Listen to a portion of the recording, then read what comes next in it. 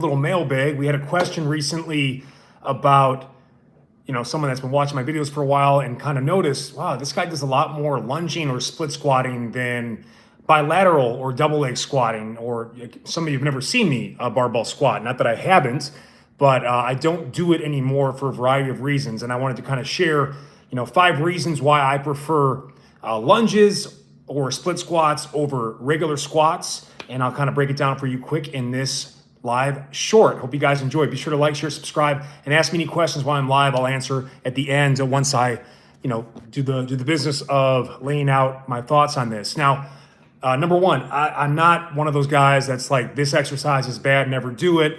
A lot of things have to be taken into account when we discuss exercise selection, right? Your individual limb length, injury history, strengths versus weaknesses, what's the goal, right? What's your equipment access, all this stuff. So, that has to be considered. The one thing I'll always give, squats, right? It is unmatched. It's the king for strength because you can use the heaviest possible loads.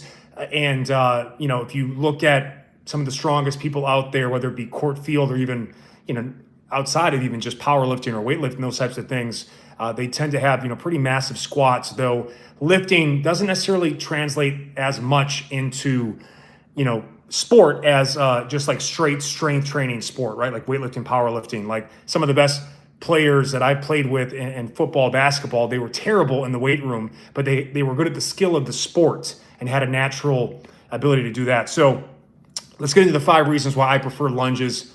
And again, I say lunge meaning a dynamic version of a split squat.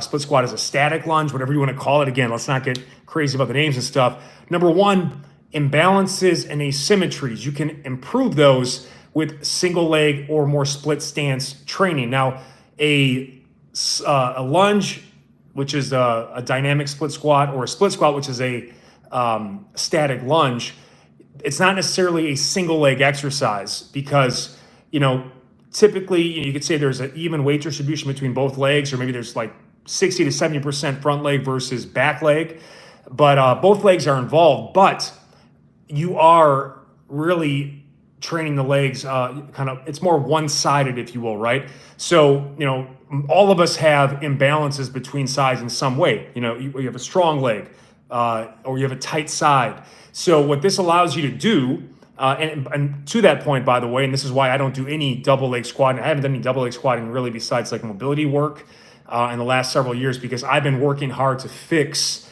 I'm missing some flexion and rotation on my right ankle and my right hip. So what happens when I squat is one side of my pelvis is tilting higher than the other. Now, to say you'll ever have a perfectly balanced pelvic bowl during squatting, especially in heavy work or intensity, is that realistic? I don't know. Everyone's different, but when there's a big difference, and again, I'm kind of a perfectionist about this, and I also don't have to get ready for anything.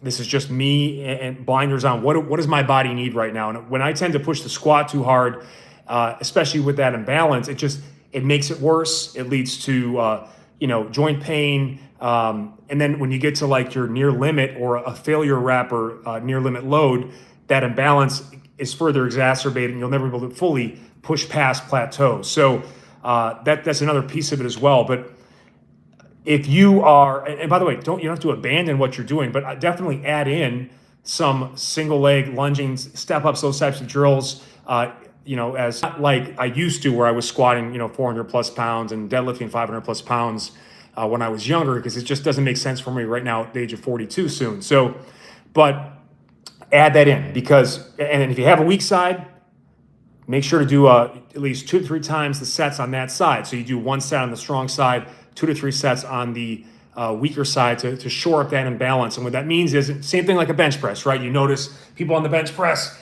they get to the end and one side is going up more than the other, right? That's what will happen even with your legs too. You'll hit that point and you can't get past. So imbalances and asymmetries are preferentially worked through things like lunges, split squats, step ups, and even single leg squat training. Again, we have all that stuff here. Jay Smith, what's up? We got Rahan Akhtar as well. Welcome in, guys. If you have a question, post it. I'll answer at the end of this quick short. We're talking squats versus lunges. Point 1 was We like split squats or lunges more because of working out and shoring up imbalances and weaknesses between sides. The second point, people come to me for minimal equipment stuff you can do at home, take to the gym or travel, hotel room. And if they have home gym setups, they don't have a lot of equipment, and that's why I program this way. I try to reach the lowest common denominator, which means a lot of people will have access to their body weight, obviously, maybe a light pair of dumbbells, a resistance band, a medicine ball, and ideally if you have a pull-up and a dip bar. Now we can get a lot accomplished. In fact, that's mainly what I use. Outside of that, I do a lot of pool work, I do heavy bag work, boxing, I do a lot of sled work. But other than that, it's mostly body weight, some dumbbell and band mix in, some med ball. And then the people that have followed me since I was at Men's Health back in the day, they love these minimal equipment workouts, busy parents, professionals trying to fit it in without a lot of equipment. With a thing like a squat, yeah, you can add tempo, you can do time and retention stuff with squatting, but once you get strong enough, you need increasing access to more load, right? And now you're chasing load, which is, in my opinion, not the best way to go about it for someone who isn't a strength athlete. You don't need to chase load. It's more important, in my opinion, to have better form, technique, mobility, and then more strength, repetition strength, or strength endurance, especially when it comes to your lower body, because of the dangers of pushing maximal load to the spine, the knees, etc., especially for aging athletes. So split squatting, lunging, it allows you to make lighter loads go a longer way. That's one of my major training principles. How can you find a way to make something light feel heavy? How can you make your body weight feel like heavyweight? And when it comes to squatting, I'm a big fan of goblet squatting style, which allows you to hold a weight, get more counterbalance, stay more upright, and take some stress off the spine, but also hit the quads a little bit harder. And I love kind of an EMOM setup. That's one of the things I've shared in the past, where I do 10 reps every minute on the minute for, let's say, 5 to 10 minutes. The best I built up to was a 100-pound dumbbell, 10 squats every minute on the minute for 30 straight minutes. I actually used that protocol to prep for one of my Men's Health DVDs, MetaShred. But once I got to that, I'm like, I'll never do this again. It was just awful. But you can apply this and similar kind of time-based setup. I love continuous lunges and step-ups. 10 minutes pre or post-workout, you'll burn fat, you'll improve your cardio, and you'll work out those imbalances between sides, get great leg and cardio pumps. And that goes kind of to the next point too, less spinal and knee stress. I mean, when it comes to movements like the back squat and the deadlift, the limiting factor, besides, I guess, grip when it comes to deadlift, at some point your back's going to give out. It happens to everyone who chases it. I'm not trying to tell you not to do what you love and enjoy. This is just what happens. You ask anyone that does like dedicated powerlifting, strongman stuff, they're like between injuries. And that's fine. You're chasing that's your goal. But again, that's what the average Joe Jane, it makes no sense to me why you would ever risk pushing that load, because I actually I unlocked most of the leg muscular development I have from dedicated lunging and split squatting and pistol squatting and just chasing those, because those do require, they don't require any weight really. I built up doing lunges and step ups for alternating for a straight hour. When I started at a minute and I could only do a minute, and I was in pain because of the knee injuries I'd had in the past. But I built up to pain-free for an hour, and the leg development was incredible, and it shreds you up. So it's not that not that you shouldn't squat, or that you have to squat. You don't. To get big, strong legs, develop legs, you don't have to squat at all.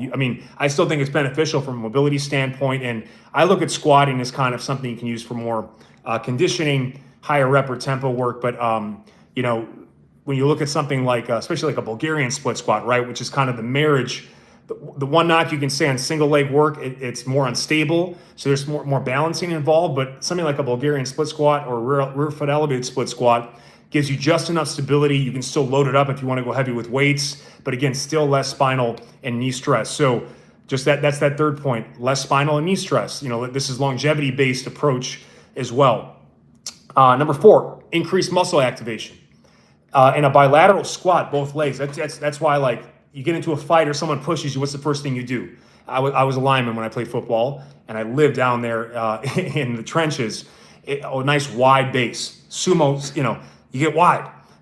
You have the most strength and stability that way. But In doing so, you're not going to hit key muscles on the inner and outer hip thigh in the way you will with a split stance or a lunge step up position. You automatically increase the muscle engagement inside and outside the hips and thighs, which adds more stability to all your lower body joints. You're getting more muscles going. And ultimately you could say, well, the best is squats and lunges, right? But the squats don't have to be heavy. And you can also just do straight, sometimes it's good just to focus on one thing, switch it up. You've been squatting for, decades, right? And haven't treated this. I remember Dave Tate, who's he's famous with Elite FTS, well-versed in kind of the Louis Simmons West Side barbell approach. He's had like some of the strongest guys in the world that, 500, 600, 1,000-pound squats, and they try to do like lunges and split squats for the first time. And it's a disaster because just like anything, if you don't practice a specific skill, not that you won't be able to build up to it quick. Obviously, a big strength base gives you the ability to get up to things pretty quickly. But, there was a big gap there. And it also helps you with, again, the injury piece and the hypertrophy piece, because the bigger a muscle, the stronger it can get. So that's just something to consider as well. Malcolm Boone, what's up, buddy?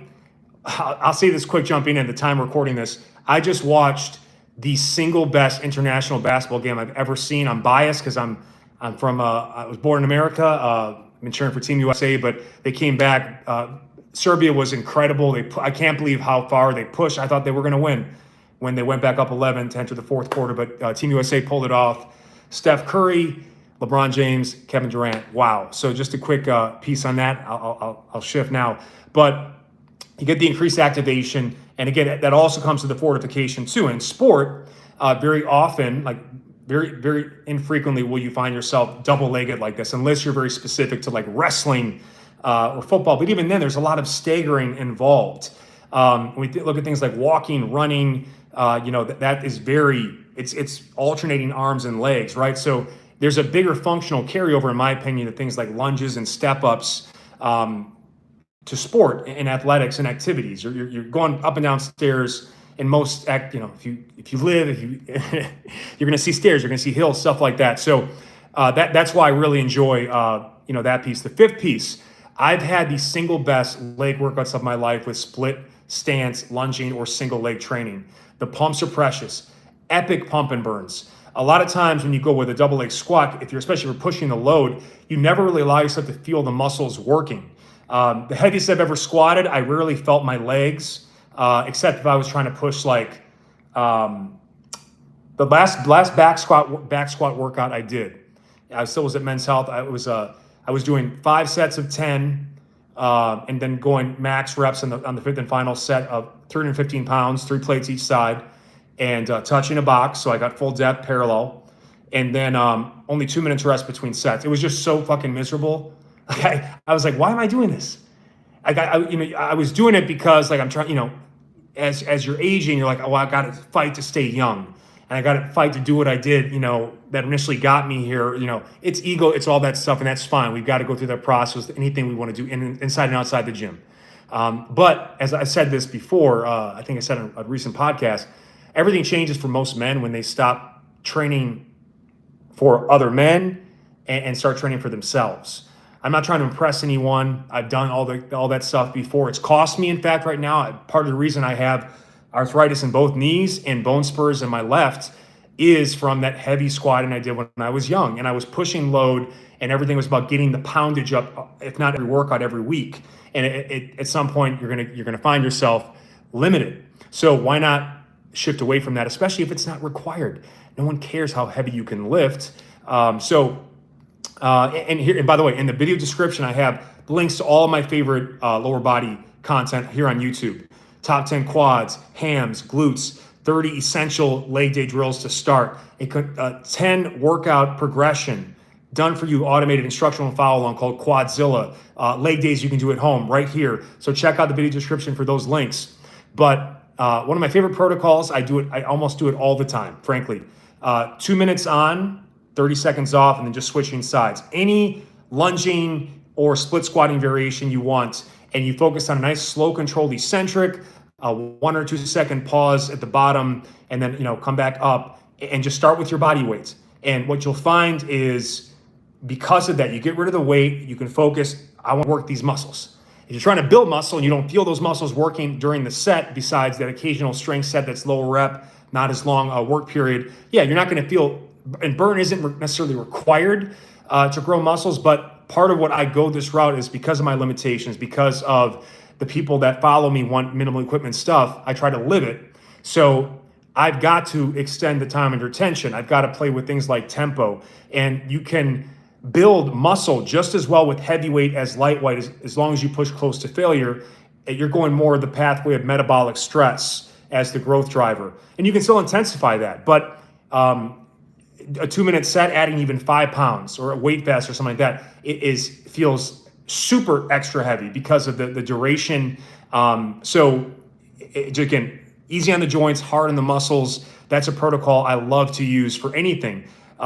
Single leg calf raises, if you're targeting your calves, single leg curls.